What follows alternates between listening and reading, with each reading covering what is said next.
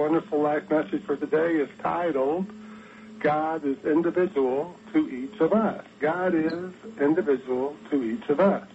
As we read in the Old Testament that God has created us in his own image and likeness, we realize that that word likeness means in God's nature, that we're all intelligent, we all have a spirit, that spirit is mind, and that spirit creates whatever it is that we desire to experience through our attitude towards things, that we have the power of that I am. No one can say I am for me or you or for anyone. They can say he is, she is, they are, but no one can take that dominion and authority that God has gifted each of us with by those powerful words, I am.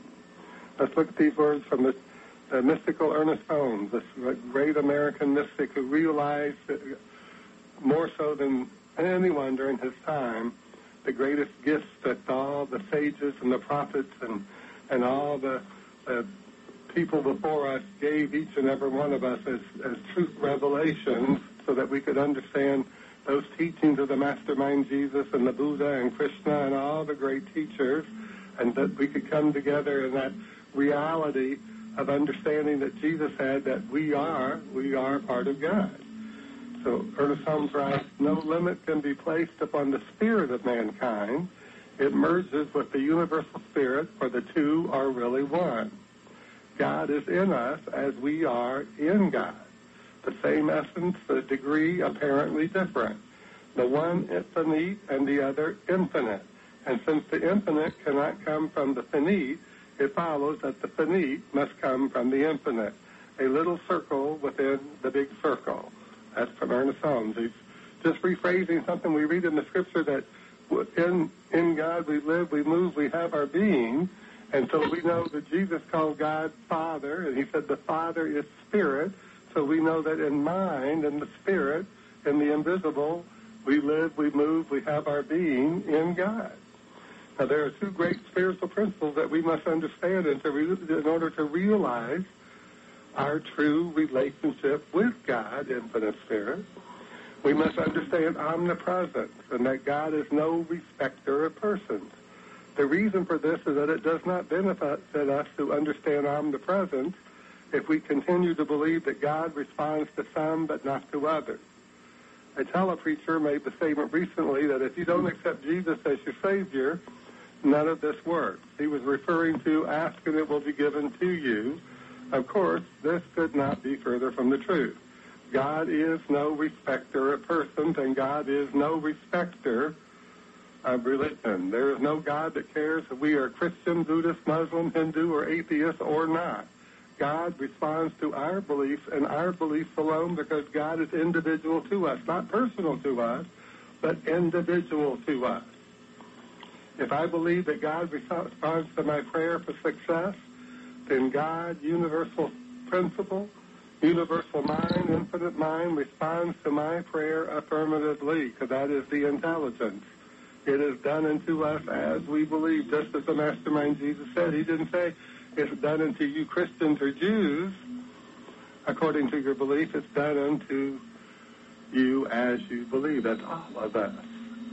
To understand omnipresence, we can use the example of the air that we breathe.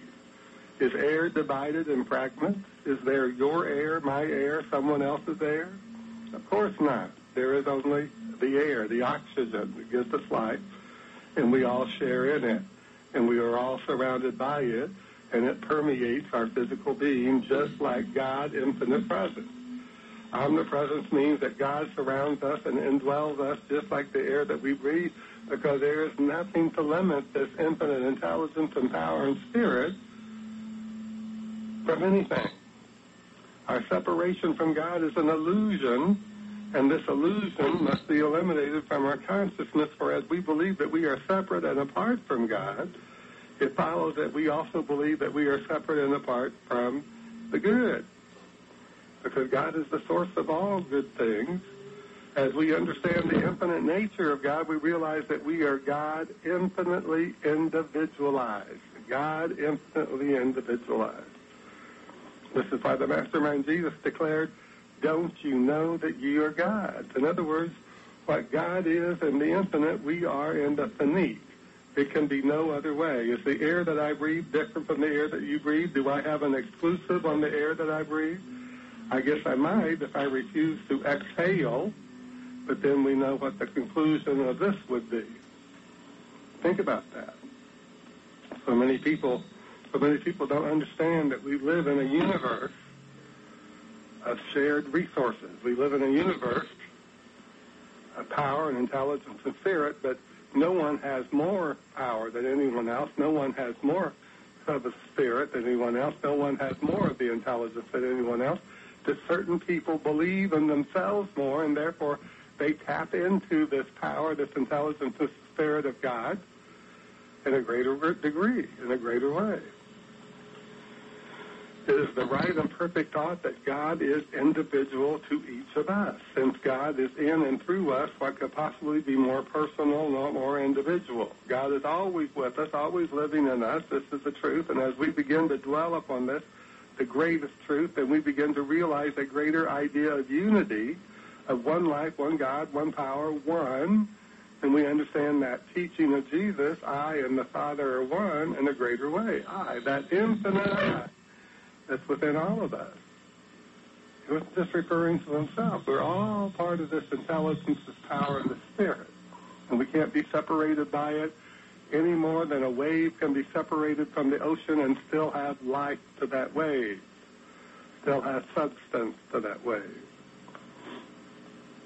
When the illusions of discord hit our consciousness through our thoughts, we must cling to God's idea for us, which is always good and very good.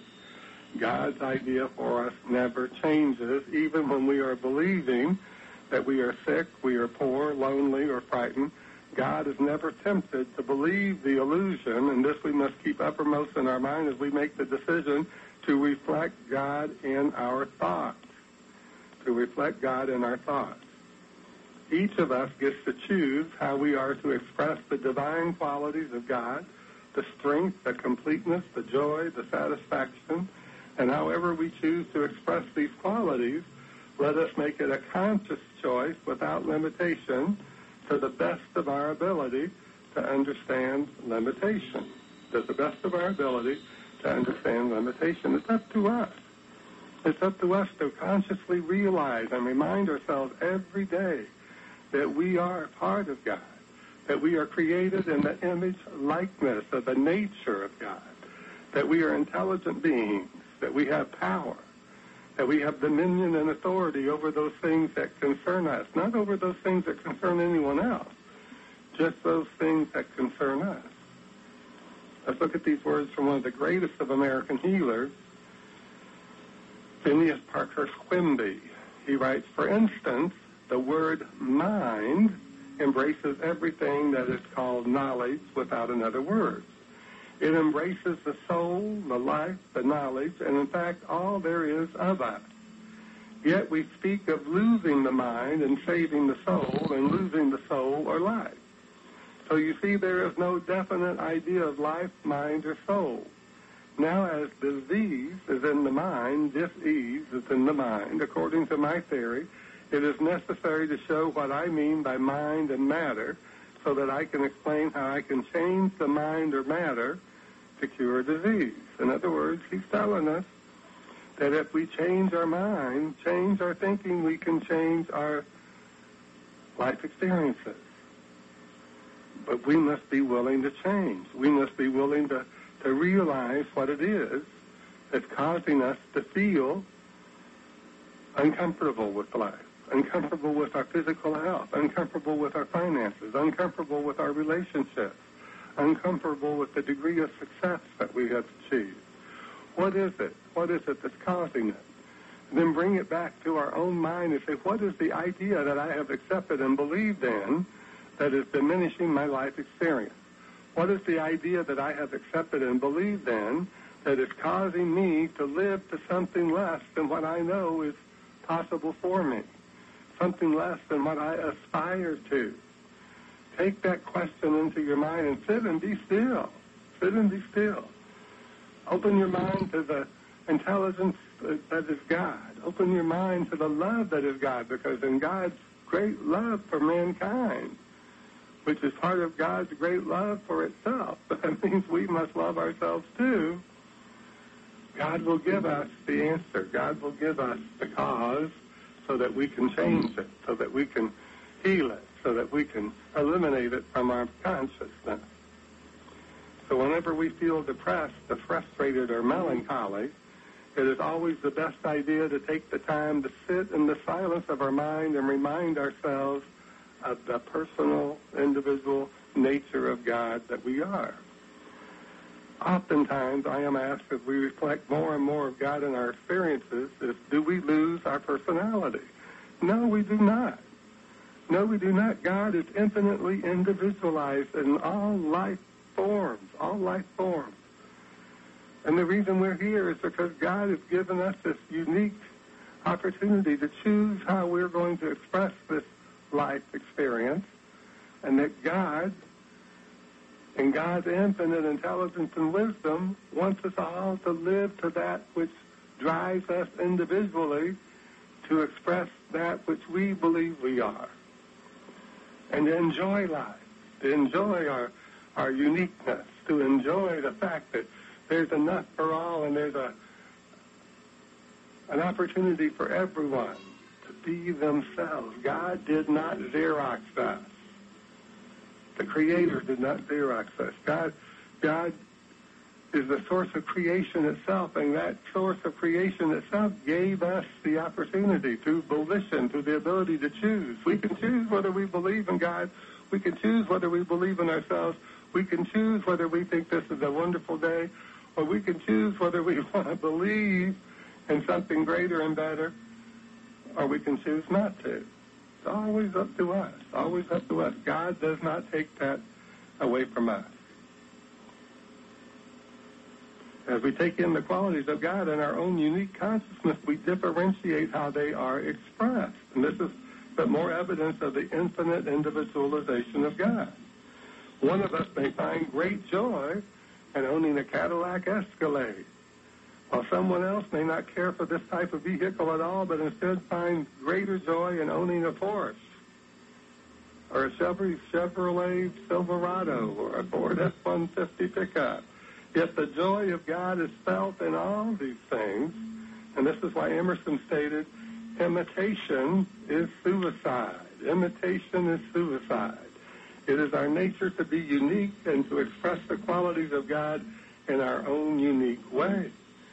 So when we try to copy someone else, we are actually define this intelligence and this infinite power and spirit that created us, that gave us life, that clothed our spirit in human form so that we could experience life on planet Earth in our own individual and unique way. So we know that each and every one of us are here. We're here to live to that which is within us, not that which is within anyone else. Every day that we live, Dr. Dominic Polifron wrote, is a gift from God. He said, I see that my body is blessed with the power and the strength of God, infinite good. I see perfect health expressing itself through me daily. I know that divine right action governs all my affairs. I take a deep breath and I recall that peace is my decision every day. So let's be at peace with the things that concern us. Let's be at peace with the idea that we do have the power. We do have the wisdom. We do have the intelligence to realize those greater things still, to realize those more wonderful things that we seek to experience in our life. That everything necessary for us to have, to do, and to be that which is ours to have, to do, and to be will come to us in the right and perfect way, in the right and perfect time. But we must believe it. We must accept it as the truth. No one else can accept it for us.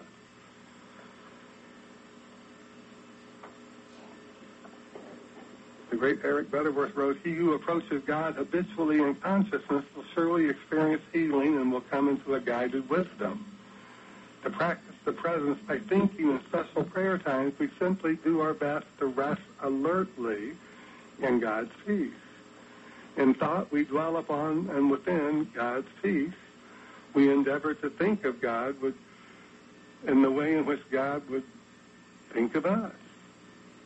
Do we love ourselves as much as we think God loves us? We can only love the God to the degree, love God to the degree that we can love ourselves and love our fellow man. This has been the truth throughout eternity. That's why the Mastermind Jesus said equally important to loving God as with your whole heart, with your whole mind, your whole soul, is to love your neighbor as yourself. Sometimes it's not so easy to love our neighbor.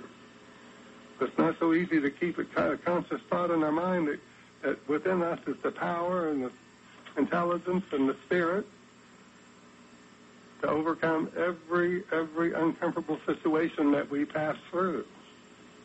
Every uncomfortable situation that we might find dis-ease in. We can have dis-ease in our finances, dis-ease in our relationships, dis-ease in our physical health, dis-ease in our mental health, dis-ease in the level of success and accomplishment and prosperity that we experience. But that knowing that we have the power, that we are in the likeness, created in the likeness, image likeness of intelligence and power and spirit, should open our minds to the greater things still that we are to do. The greater idea, the greater thought about ourselves, the greater thought about how it is that we are to express this thing called life. So many of us walk around in a confusion about who we really are. And that's why so many times people find themselves in trouble. Let's look at these words from James Dillett Freeman from his book, B.E. It says, what is this faith that we are told is so important to us? Faith is not so much a matter of the mind as of the heart. Sometimes in seeking to understand God as a principle, we lose sight of God as a presence. Theologians and philosophers can know God as words to set down in books, but a child that cannot even utter the name of God may have a faith beyond that of learned priests. To have faith is not to theorize about God or to imagine God, but to experience God. Faith is the opposite of fear. Have you ever felt the icy feet, the racing heart, the unnerved hands of fear? The hands of faith are strong and sure. The feet of faith move steady to the will. The heart of faith beats quietly in tune with God. Faith is a warmth, a feeling of well-being that envelops the body and overflows the mind. Faith brings an inward peace, a tranquil spirit. Faith is the expectation of the unexpected. Faith is an open and courageous heart. The arms of faith are outstretched not in supplication but in surrender to life's sovereign will, in submission to the ruling order of the universe, and receptivity to the good. Faith is the power to see in the disappointment of today the fulfillment of tomorrow, and the end of old hopes, the beginning of new life. Faith is the inward power to see beyond the outward signs, the power to know that all is right when everything looks wrong. Those are powerful, powerful words for all of us to think about today as we go through this day. Those are powerful words for us to take into our mind and to realize that within us is this great faith. Faith is evidence of things not seen. Faith is the evidence of things not seen. Do we have faith in gravity even though we don't see it? Do we have faith in the air that we breathe even though we can't? I can't photograph the air in this room. I can't draw a picture of the air in this room. I can feel it sometimes if the fan is on and the air is being moved about. But can I see it? Can I taste it? Can I photograph it, draw a picture of it? No. So we don't doubt the air in the room. So we inhale with the expectation that there's oxygen to be inhaled and air to be exhaled. So let's have that same expectation that God is present with us. that this infinite presence, that infinite beyond anything the human mind could ever conceive, is right where we are in all of its intelligence and power and spirit, seeking for us to draw more and more of that power and intelligence and spirit into our own mind, into our own heart, into our own soul. So God is individual to us. Our relationship to God is individual to each of us, and God's relationship to us is also individual. There is no faraway God that wants us to live a life of conformity or dullness. God, infinite spirit, is constantly seeking creative expression, and we are the best avenue it has for this expression, for we have the ability to accept that God is the source of creation itself and to draw those greater things into our mind. As we remind ourselves often of this God-individual relationship, we will find ourselves involving God or good more and more in our thoughts and the ideas that we entertain in our mind. As we do, we will realize, as did the mystics, the sages, and the prophets of old, that God is indeed closer to us than breathing, closer to us than breathing. So let's just limit our thinking to the good and realize that more and more good, just as Jesus said, our mind be stayed on God, stayed on the good. All good things will be added unto us. And let's look at these words once again from the mystical Ernest Holmes and take these words in our thoughts today. No limit can be placed upon the spirit of mankind. It merges with the universal spirit, for the two are really one. God is in us as we are in God.